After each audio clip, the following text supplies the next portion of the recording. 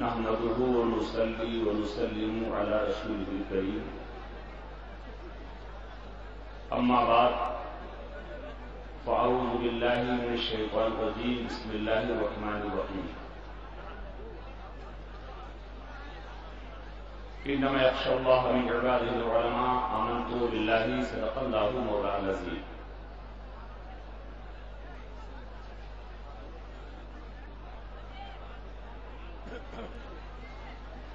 اعلی حضرت عظیم البرکت رضی اللہ عنہ بریلی شریف میں بیٹھ کر کے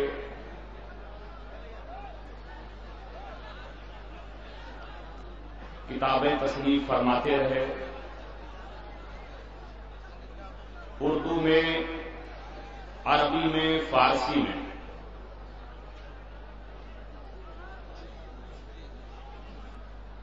اور اعلی حضرت کا وہ پیغام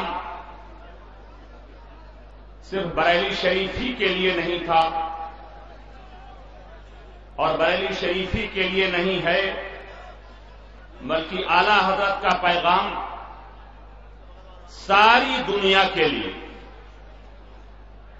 اعلی حضرت عظیم البرکت شہر بریلی شریف میں بیٹھ کر کے عربی، اردو، فارسی میں کتابیں تصنیف فرما رہے ہیں، لیکن ذہن میں ایک بات آ رہی ہے اور ذہن میں خیال پیدا ہو رہا ہے کہ احمد رضا، یہ وہ زمانہ جو آج ہم جس سے گزر رہے ہیں، یہ میڈیا کا زمانہ ہے، یہ انٹرنیٹ کا زمانہ ہے، یہ موبائل کا زمانہ ہے.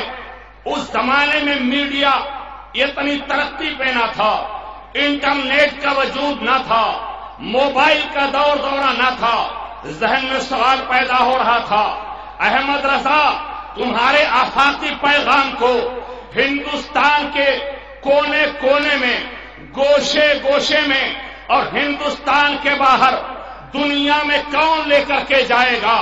تمہارا پیغام ساری دنیا میں کیسے پہنچے گا؟ اسے ممباسا کون لے جائے گا؟ اسے یورپ کون لے جائے گا؟ اسے امریکہ کون لے جائے گا؟ اسے کینیا کون لے جائے گا؟ اسے دنیا کے کونے کونے میں. نعرہ تکبیر،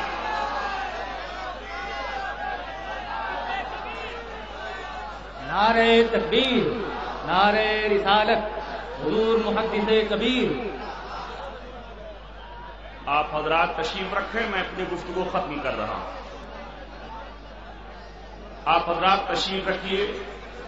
شہزاد صدر شریعہ، جی شہزاد صدر شریعہ حضور محدث کبیر، استاد گرامی، وہ استاد الفضلہ، ان کی ماتھے کی نگاہوں سے آپ اور ہم زیارت کریں اور چند منٹ کی گفتگو سماعت فرمائیں. عرض یہ کر رہا تھا، آپ اپنی اپنی جگہوں پر ادب کے ساتھ تشریف رکھیں اور بیٹھ جائیں کہ اعلیٰ حضرت عظیم البرکت کا وہ پیغام ساری دنیا کے لیے. لیکن اعلیٰ حضرت جب وہ پیغام نشر کر رہے ہیں تو ذہن میں سوال پیدا ہو رہا تھا، احمد رضا، یہ تمہارا آفاقی پیغام ہے، اسے دنیا کے کونے کونے میں کون لے کر کے جائے گا؟ چپے چپے میں کون لے کر کے جائے گا؟ گوشے گوشے میں کون لے کر کے جائے گا؟ تو جانتے ہو خدا کی رحمتیں اور مصطفیٰ کی عنایتیں جواب دیتی ہیں. احمد رضا، لکھتے رہو، لکھتے رہو، لکھتے رہو.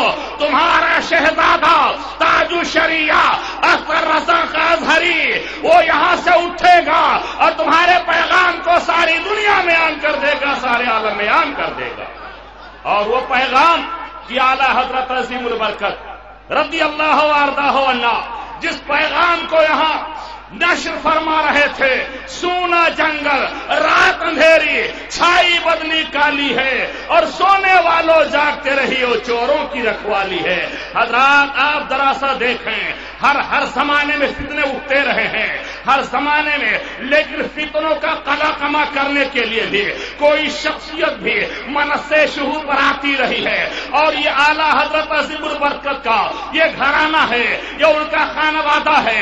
اس زمانے میں 1857 میں جب کئی طرح کے فتنے تھے، اعلیٰ حضرت سرکار نے اپنے قلم کے ذریعے ان فتنوں کا خاتمہ کیا، اور اسی کے بعد ایک ایسا دور آیا، سرکار مفتی اعظم ہند رحمت اللہ علیہ کا زمانہ ہے، اور حضرات آپ دیکھیں نسبندی کا دور ہے، بڑے بڑے دارالفتہ موجود تھے، بڑے بڑے جامعات موجود تھے، بڑے بڑے مدارس موجود تھے، لیکن انہوں نے اس پر جو ہے یہ نہ کہا کہ نسبندی حرام ہے۔ یہاں پر ایک قاری طیب جو اس وقت موجود تھے، انہوں نے پہلے فتویٰ دیا کہ نسبندی حرام ہے، لیکن بعد میں رجوع کر لیا۔ اسعد مدنی ہندوستان سے باہر فرار ہو گئے، ایسے عالم ایک آواز گونجی تھی، نسبندی حرام ہے، نسبندی حرام ہے، نسبندی حرام ہے۔ وہ کوئی اور نہیں بلکہ اعلیٰ حضرت کا شہزادہ تھا۔ اور حضرات اس زمانے میں جب صلح کلیت کا فتنہ اٹھا اور ضد الطاہر طاہر پادری کا فتنہ اٹھا، تو ایسے عالم میں بڑے بڑے لوگ موجود تھے، مصلحت کی بنیاد پہ پیچھے ہو رہے تھے، لیکن اعلیٰ حضرت کا شہزادہ تاج الشریعہ جس نے یہ بتا دیا کہ طاہر پادری کا فتنہ ان سارے گزشتہ فتنوں سے ایک بڑا فتنہ ہے، ایک بڑا فتنہ، اس سے بچنے کی ضرورت ہے۔ نعرہ تکبیر، نعرہ رسالت، بستی بستی کریا کریا، سنیوں کا امیر تاج الشریعہ۔ اور حضرات اس لیے کہ اور فتنے دوسرے انداز میں آتے رہے، لیکن یہ فتنہ جو آیا ہے صلاۃ و سلام بھی پڑھ رہا ہے، میلاد شریف بھی یہ پڑھ رہا ہے، اور مصطفیٰ جان احمد کی صدائیں بھی بلند کر رہا ہے، ہم جیسے لباس بھی پہن رہا ہے، اور دنیا کو بتا رہا ہے ہم اعلیٰ حضرت کے ماننے والے ہیں، اعلیٰ حضرت کے چاہنے والے ہیں۔ لیکن یاد رکھو اس نے جو کہا ہے وہ چھپا ہوا نہیں ہے، انٹرنیٹ پہ مواد موجود ہے۔ اعلیٰ حضرت کے شہزادے نے ساری دنیا کو بتا دیا کہ ضد الطاہر طاہر پادری کا فتنہ، اس سے بچنے کی ضرورت ہے۔ السلام علیکم ورحمۃ اللہ وبرکاتہ۔